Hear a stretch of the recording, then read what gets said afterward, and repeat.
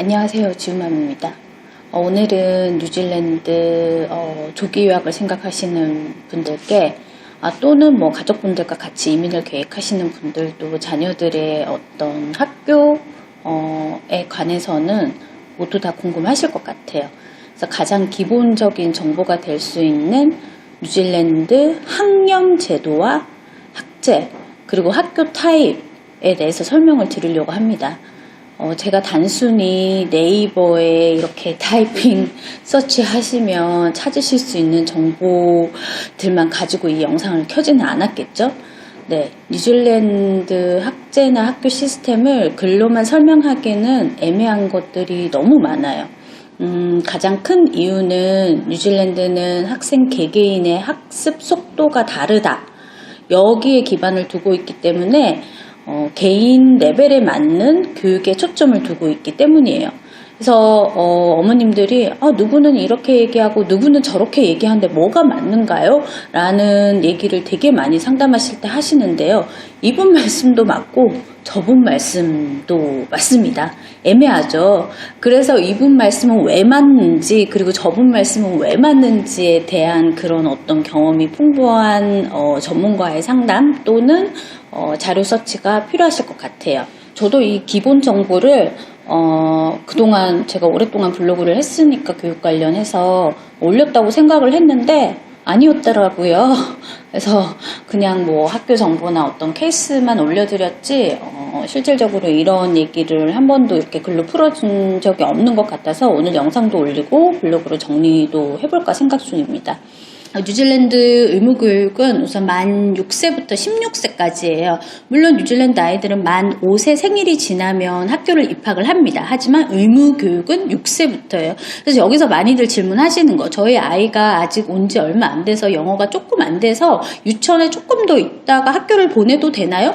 네, 오케이, 됩니다. 하지만 그것도 유치원과 먼저 상의를 하셔서 그 기간과 뭐 이런 거를 좀 이야기를 하시고 난 다음에 결정을 하셔야겠죠? 근데 그러면은 이 학년은 어떻게 구분되나요? 보통 학년을 뭐 뉴질랜드 프라이머리 스쿨 초등학교 1학년부터 뭐 6학년, 1학년부터 8학년 이렇게 많이 적어 놓으셨는데 가장 정확한 거는 0학년부터예요. 교육부에서 지침한 거는 아이가 만 5세가 됐는데 생년월일이 7월 1일 이전이다. 그러니까 6월 30일 이전에 태어난 학생들은 만 5세 생일이 지나면 1학년이 되고 그 이후에 태어난 학생들은 0학년이 됩니다. 그래서 7월 저희 지유 같은 경우에도 8월생이라서 0학년에 들어가서 9, 10, 11, 12 이렇게 4개월을 하고 1학년이 들어갔기 때문에 다른 학생들보다 몇 개월 정도 더 프라이머리 스쿨을 다녔죠. 근데 여기서 나의 아이가 영어가 좀 부족하다고 해서 무조건 학년을 낮추는 거는 뉴질랜드 학교에서 권하지는 않아요. 물론 고학년 때는 입시를 준비해야 되고 아카데믹한 부분들이 영어의 베이스를 두고 있기 때문에 어쩌면 좀 흔한 학년을 낮추는 게 흔할 수도 있지만 초등학교의 경우는 그 클래스에 있는 또래들과의 어떤 나이 차이를 가장 중요하게 생각하기 때문에 학년을 낮추거나 뭐 이런 거는 뉴질랜드 학교에서 많이 권하지는 않아요. 근데 교육부에서 이렇게 7월 1일 기준으로 정해놨지만 학교들마다 5월을 기준으로 하는 학교도 있고요. 그리고 어떤 학교는 5월하고 6월생들은 부모님과 상의해서 0학년으로 들어갈 건지 1학년으로 들어갈 건지 아니면 1학년으로 들어가서 그 다음 해에 1학년을 한 번 더 할 수 있다. 뭐 이런 식으로 굉장히 플렉시블한 이런 내용들이 좀 많아요. 심지어 지유학교 같은 경우에는 6학년을 마쳤는데 7학년으로 가기에 아직 준비가 돼 있지 않고 이 학생이 원래 처음에 학교를 들어갈 때 1학년을 한 번 더 할지 아니면 마지막에 6학년을 한 번 더 할지 나중에 결정을 하자라고 입학할 때 얘기가 되었던 부분이 있어서 키위 학생인데 6학년을 한 번 더 학생도 있어요. 이런 식으로 네, 너무 복잡하죠. 근데 이거 항상 이 복잡한 이유 중에 하나도 우리는 아이들이 학습 속도가 다 다르다고 보고 있기 때문이죠. 그 다음에 학제. 우리나라는 1년에 2학기가 있어서 세미스터 학기제인데 뉴질랜드는 1년에 4학기. 근데 이걸 학기라고 하지 않고 텀이라고 얘기해요. 그래서 1텀, 2텀, 3텀, 4텀 이렇게 이제 되는데 보통 뭐 이 텀의 기간은 뭐 10주, 11주, 9주 약간 뭐 그때마다 좀 다르긴 한데 그냥 평균적으로 10주 공부하고 2주 방학, 그리고 10주 공부 2주 방학, 10주 공부 2주 방학, 10주 공부, 그리고 여름 12월 되면은 뭐 한 달 반이나 한 2달 정도 방학을 하죠. 예. 그리고 사립학교 같은 경우에는 7월에 2주 방학이 아니라 보통 3주 방학을 합니다. 근데 공립학교들은 텀 방학은 다 2주씩. 그래서 가장 중요한 이 텀의 시작은 1월 말이나 2월 초 텀이 시작하고 그리고 4, 7, 10 이렇게 텀의 시작일이 있습니다. 유학생들의 입학은 매 텀마다 자리가 있으면 학교에서 오케이 받아줍니다. 근데 제가 생각하는 가장 베스트의 시작일은 텀 1이에요. 그 이유는 우선 뭐 모든 학생들에게도 다 신학기이기 때문에 신학기가 가지고 오는 의미는 교육관계에서 아주 중요하죠. 그리고 그 뉴질랜드의 환상적인 여름 날씨는 시작하기에 뭐 좋은 장점으로 가지고 가기에는 너무 좋은 텀이죠. 예, 그래서 1학기, 그러니까 1텀, 1월 말에 오는 거를 저는 가장 추천을 하고요. 물론 상황에 따라서 달라질 수도 있겠지만 언제가 베스트냐고 물어보시면은 저의 대답은 늘 그렇습니다. 자, 그럼 학교의 종류? 뭐 우리나라처럼 초등학교, 중학교, 고등학교 이렇게 심플하게 있지만 그 심플한 것이 조금 더 복잡하게 돼 있는 것도 있어요. 그래서 그 학교 종류에 대해서 조금 설명을 드릴게요. 첫 번째 초등학교라고 불리우는 프라이머리 스쿨은 세 종류가 있어요. 이 세 종류 중에 첫 번째는 컨트리뷰팅이라고 부르는 0학년부터 6학년까지 있는 초등학교이고요. 그리고 두 번째 종류는 풀 프라이머리라고 하는 0학년부터 8학년까지 있는 초등학교 플러스 중학교가 있는 학교 시스템입니다. 그리고 세 번째 인터미디어트는 7학년하고 8학년만 딸랑 있는 중학교. 네. 그래서 2020년도에 교육부 자료를 보니까 전 지역에 이 풀 프라이머리가 차지하는 숫자가 제일 많아요. 1059개가 있고, 그리고 컨트리뷰팅은 767개, 인터미디어트는 117개, 네, 이렇게 있습니다. 그 이후에는 이제 우리가 흔히들 알고 있는 고등학교, 여기서는 컬리지라고 하죠. 대부분이 알고 계시는 이 컬리지는 9학년부터 13학년까지 총 5년제예요. 9학년하고 10학년은 그냥 조금 릴렉스하게 다니는 주니어, 그리고 11, 12, 13학년은 NCEA가 됐건 뭐 캠브리지가 됐건 뭐 아이비가 됐건 어떤 입시를 준비하는 시니어 레벨이라고 볼 수 있죠. 근데 여기서 그 칼리지의 다른 종류로 이 중학교하고 고등학교를 같이 뭉쳐놓은 또 칼리지가 있어요. 그래서 7학년부터 8, 9, 10, 11, 12, 13 이렇게 7년을 가지고 있는 컬리지가 있습니다. 이 뉴질랜드 전국에 이렇게 7학년부터 13학년까지 가지고 있는 컬리지의 숫자는 113개? 생각보다 꽤 많네요. 우리 지우가 이런 스타일의 컬리지를 지금 7학년 다니고 있거든요. 대부분은 캐톨릭 준사립 학교가 여기에 해당되는 경우가 많습니다. 그리고 또 다른 종류로는 아예 프라이베이트 스쿨이 가장 많이 가지고 있는 형식. 네, 그래서 컴퍼스 사이트라고 해서 유치원부터 13학년까지 전부 다 가지고 있는 학교들이 있죠. 네, 이게 개수가 한 174개 있다고 해요. 여기서 학교 종류도 이렇게 많잖아요. 근데 여기서 그냥 심플하게 뭐 1학년, 2학년 뭐 이렇게 되면, 아니면 뭐 11학년 이렇게 되면 뭐 칼리지를 갈 것인지 아니면 프라이머리로 갈 것인지 결정을 하기 쉬운데, 가장 힘들게 결정을 해야 되고 그리고 가장 중요한 게 7, 8학년이에요. 그래서 오늘 지우맘은 뉴질랜드의 꽃이라고 불릴 수 있는 7, 8학년 인터미디어트 스쿨에 대해서 조금 더 이야기를 해보려고 해요. 앞에서 말씀드렸던 이 많은 그 프라이머리 종류에도 뭐 3가지가 있고 뭐 여러 가지 말씀을 드렸는데, 이 7, 8학년 이 중학교에 해당되는 이 학년들이 겹치는 교집합이 첫 번째 풀 프라이머리가 있고요. 두 번째 이 7, 8학년만 따로 떨어져 있는 인터미디어트가 있고요. 그리고 세 번째 7학년부터 13학년까지 컬리지에 포함된 학년이 있고, 이렇게 세 가지, 그리고 마지막 프라이빗까지 치면은 네 가지, 이 종류에서 하나를 골라볼 수 있겠죠. 이게 왜 중요하냐면요, 제가 또 애를 키워보니까 이 7, 8학년이 중요한 게, 물론 학업을 많이 하거나 이런 시기는 아닌데, 이때가 이제 만 11살, 12살, 13살 이때잖아요. 아이들에게 앞으로 내가 뭘 할지, 그리고 내가 뭘 좋아할지, 내가 운동을 좋아하는지, 뭐 드라마를 좋아하는지, 어떤 과목을 좋아하는지, 그리고 학습 습관을 잡고, 이제 이러기에 너무 중요한 시기인 것 같아요. 그래서 보통 뭐 초등학교 때 막 운동을 막 너무 잘했는데 7학년 때 우리 지우 같은 경우에는 나는 스포츠보다는 조금 드라마나 아니면 시어틀 아트 쪽으로 좀 더 나는 이런 아트를 좋아해, 뭐 이런 학생들도 있고, 아니면은 나는 막 뭐 공부 쪽으로 많이 이렇게 좀 이렇게 자질이 있는 학생들도 있고, 이런 식으로 그 아이가 이렇게 앞으로의 나아갈 방향을 잡아주는 중요한 것 같아요. 그래서 많은 경험들을 해보는 게 저는 개인적으로 좋다고 생각을 해서 이 7, 8학년의 중요성에 대해서, 그리고 그 7, 8학년을 다루고 있는 뉴질랜드 학교들은 어떻게 조금씩 다른지에 대해서 말씀을 드릴게요. 조기학 상담을 해보면 뭐 자녀가 1명이신 분들도 많지만 뭐 자녀가 2명 이상이 되시면 아이들을 같은 학교에 보내고자 하시는 생각을 많이들 하세요. 뭐 교복도 쭉 같이 입고 픽업도 한 방에 해결되고 동선도 좋고 아이들도 세상 천지 낯선 새 학교에서 아는 얼굴 하나도 없는데 형제 자매 남매들이 같이 서로 이렇게 다독거려 가면서 의지도 되고 점심시간에도 같이 만나고 든든하고 좋죠. 근데 너무 거기에 포커스가 돼 있으니까 이 7, 8학년들에 대한 그 학교 선택이 조금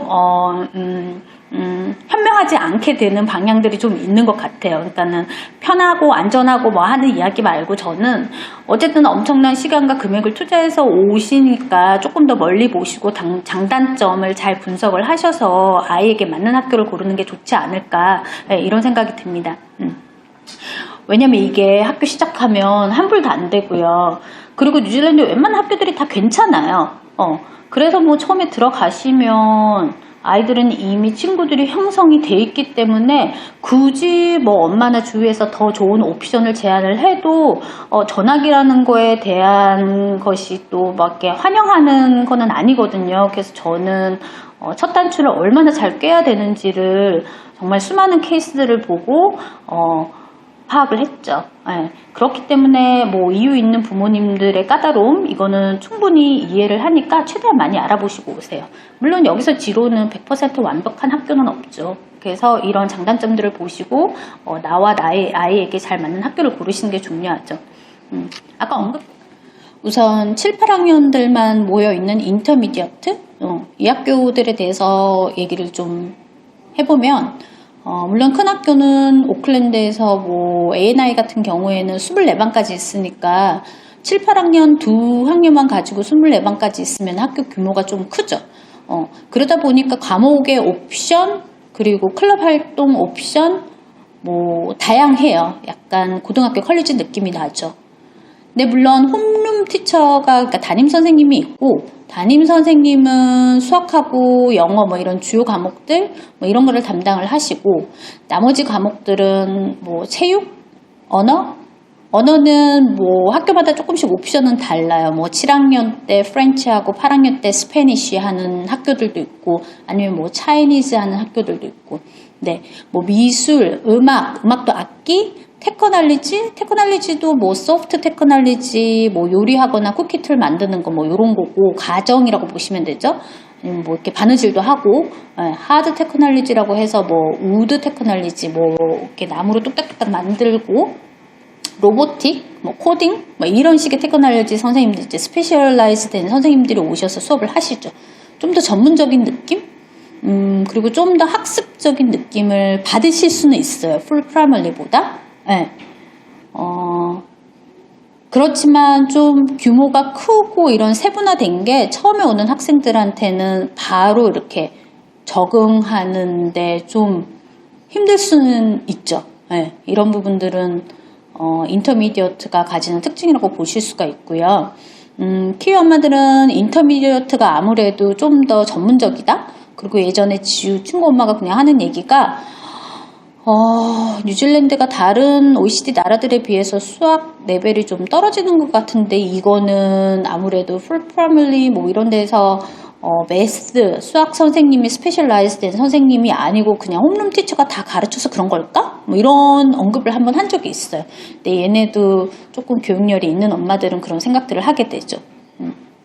또 다른 뭐 의견으로는 0학년부터 8학년까지 있는 풀 프라이머리를 다니면 아이가 거의 8년 동안 한 학교에 있게 되는데 너무 지겹지 않을까? 이제 이런 의미에서 7, 8학년을 따로 인터미디어트로 보내는 부모님도 계세요. 근데 새로 교복도 구매해야 되고 7학년이 신입생이고 8학년이 졸업생이니까 조금 학교의 연결성이 떨어지고 비용적인 소모가 많다라고 하기 때문에 인터미디어트를 사실은 없애고 이 7, 8학년을 풀 프라이머리 시스템으로 돌리자고 하는 의견들도 사실 나오기는 합니다. 근데 뭐가 좋을지는 모르겠지만 장단점을 잘 파악하는 거는 좋죠. 네.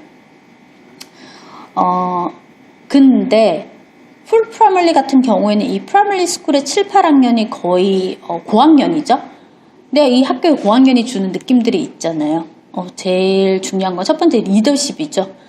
나는 7학년, 8학년 가면 그 학교 전체의 리더십을 할 수 있는 기회가 많기 때문에 사실 이것 때문에 리더십을 좋아하고 이런 학생들은 오히려 7학년, 8학년 다 있는 학교에 가는 거를 좋아하고 인터미디어트로 옮기는 걸 좀 거부하는 학생들도 있어요. 왜냐면 내가 3학년 때부터 굉장히 이렇게 잘 해놨기 때문에 7, 8학년 때는 뭐 캡틴이나 뭐 아카데미 리더나 이런 거 하고 싶어요. 이런 학생들한테는 좋은 기회이긴 하죠. 그래서 풀 프라이머리 스쿨에서 쭉 다니다가 7, 8학년까지 계속 같은 학교를 다니는 부모님들은 그냥 초등학교 연장선? 너무 노는 것 같아요. 이제 7학년, 8학년 되면 공부 좀 해야 되는 거 아닌가요? 그래서 풀 프라이머리에 보내니까는 좀 그냥 계속 어린 느낌이 나요 라고 말씀을 주시는 분도 있어요. 그러다 보니까 이 조금 교육열이 있는 학교들 같은 경우에는 인터미디어트 시스템을 풀 프라이머리에서 7, 8학년에 같이 도입을 해서 아까 전에 말씀드린 뭐 수학도 스페셜라이즈 선생님 모시고 그리고 뭐 테크놀로지 수업은 어디 옆에 컬리지에 가서 하고 이런 식으로 수업을 하는 학교들도 많아요. 그래서 이제 그런 성향들을 조금 보시면은 이 중요한 7, 8학년을 미싱하는 것들이 좀 없게 할 수가 있는 거죠. 저도 이제 저의 그 조카가 초등학교 5학년 때 1년 뉴질랜드에 와 있었는데 저희 집에 제가 같이 있었거든요. 근데 저는 집 근처에 당연히 좋은 인터미디어트로 보내고 싶으니까 크고 방과후도 잘 되는 인터미디어트를 사실은 보냈죠. 너무 1년 동안 잘 다니기는 했는데 조금 미안하고 아쉬운 게 이 학생이 되게 공부는 잘했지만 우리 조카가 조금 샤이한 그런 스타일이었거든요. 그래서 저는 1년 있을 거 그냥 풀 프라이머리에 7학년에 가서 조금 더 어린애들도 있고 이런 환경 속에서 좀 더 편안하게 이렇게 좀 이렇게 즐기면서 갔으면 좋았을 걸 하고 후회를 한 적은 있어요. 형님 죄송해요. 그래도 잘 하고 갔죠. 네. 그래서 이제 이런 느낌들이 있더라고요. 그 다음 해에 똑같은 나이의 학생이 새로 왔는데 그 학생은 일단 영어적인 부분에서 자신감도 사실 많았고 뭔가 이렇게 클럽 활동하는 것도 좋아했고 뭐 악기나 이런 것도 다 배우고 싶어 했기 때문에 인터미디어트가 굉장히 잘 맞았던 학생이죠. 그리고 여기서 7학년부터 13학년까지 있는 중학교랑 그 컬리지가 같이 된 컬리지가 있잖아요. 대부분은 제가 많은 이 퍼센테이지가 캐톨릭 준사립이라고 말씀을 드렸는데 여기서 사실 7, 8학년 인터미디어트는 정말 컬리지처럼 좀 운영이 되긴 해요. 물론 홈룸 티처는 있지만 홈룸 티처 외에 뭐 사회, 과학, 테크놀로지, 뭐 드라마, 음악, 체육 네, 모든 과목이 다 다른 선생님으로 구성이 돼 있죠. 네, 그래서 그 평가 방식이나 이런 것도 컬리지처럼 뭐 엑셀런 메릿, 뭐 어치브 이런 식으로 이제 나눠져 있고 그리고 언어도 조금씩 배울 수 있게 조금 더 옵션을 더 많이 하기도 하고 네. 그래서 이런 시스템이 좀 좋으신 어머님들은 이미 7, 8학년이면은 나머지 컬리지랑 같이 돼 있는 이런 학교들도 고려를 해보실 만은 하죠.